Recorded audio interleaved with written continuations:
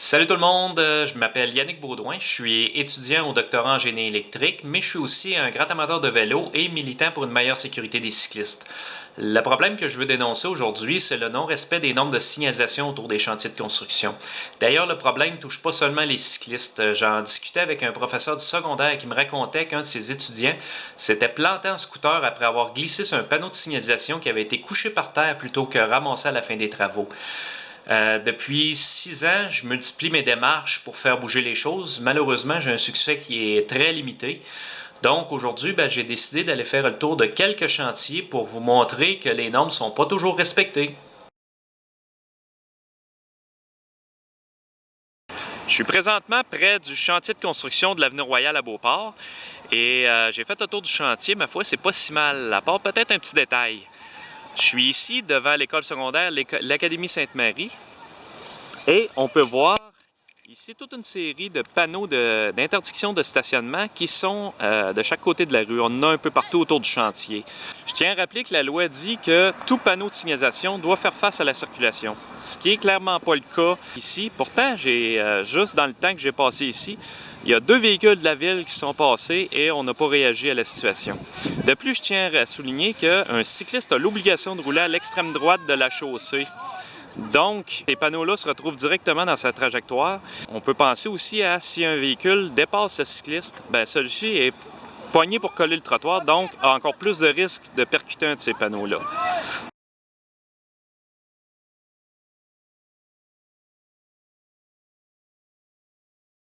On est ici à l'intersection de la rue du Parvis et de la rue du Rouet. Encore un autre bel exemple d'une pancarte qui est directement dans la trajectoire qu'empruntent les cyclistes.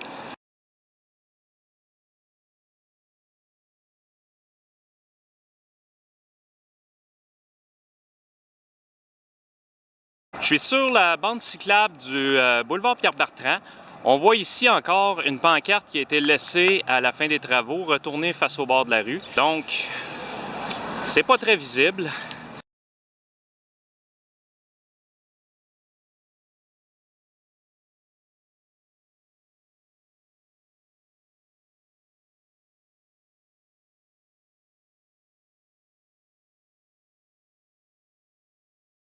Présentement, sur la rue Garneau dans le Vieux-Québec, on s'entend, on est face à une rue fermée.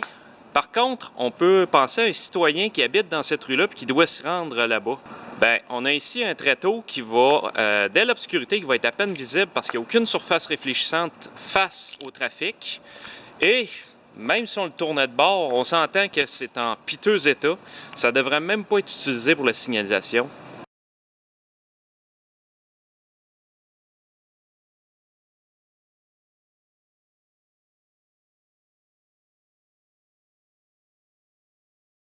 Comme on a pu le constater, j'ai pas eu besoin de m'écarter beaucoup de ma trajectoire habituelle qui part du nord de Beauport à l'Université Laval pour trouver de la signalisation non conforme.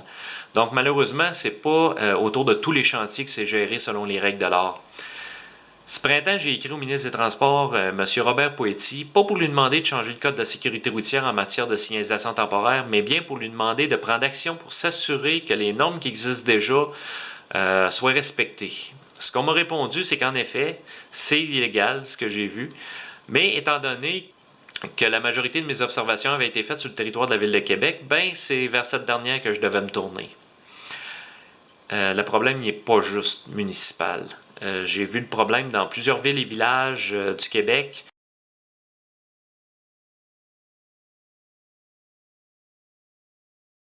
Mais aussi sur des routes qui relèvent du ministère des Transports.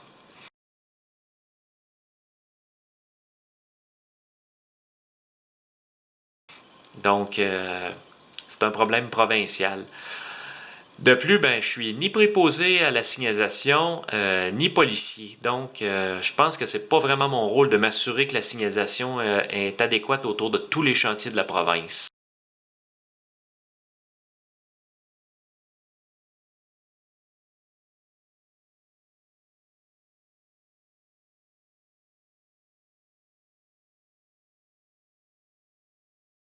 J'ai aussi eu le plaisir de voyager au Nouveau-Brunswick, en Ontario et dans plusieurs États du nord-est des États-Unis pour constater que c'est à peu près juste au Québec qu'on voit ce genre de pratique-là au niveau de la signalisation. D'ailleurs, même ici à Québec, il y a une compagnie que j'ai très rarement pris en défaut au niveau de sa signalisation. Donc, je pense qu'il y a moyen d'avoir une signalisation adéquate qui respecte les normes. Donc, je pense qu'il y a moyen d'améliorer notre sécurité, même sans avoir à changer le code de la sécurité routière.